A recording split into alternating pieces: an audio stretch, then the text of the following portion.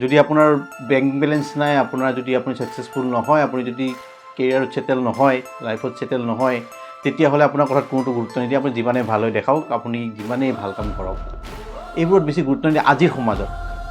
আজি যিটো বৰ্তমান সময়ত যিটো চলি আছে, সেইটো কাৰণে বেলেগক বেছি এক্সপ্লেইন কৰি থাকিব নালাগে নিজকে। নিজৰ কৰি থাকিব লগাখিনি কৰক, নিজৰ বেংক একাউণ্ট, বেংক বেলেঞ্চ বনাওক, সেইটোৱে। যেতিয়া আপুনি ফাইনেন্সিয়েলি ষ্ট্ৰং হ'ব, আপোনাৰ ওচৰত সকলোৱে আহিব হাতযোৰ কৰি, আপুনি কাৰো লগত যাবৰ দৰকাৰ নাই। আৰু তেতিয়া আপোনাৰ কথা শুনিব।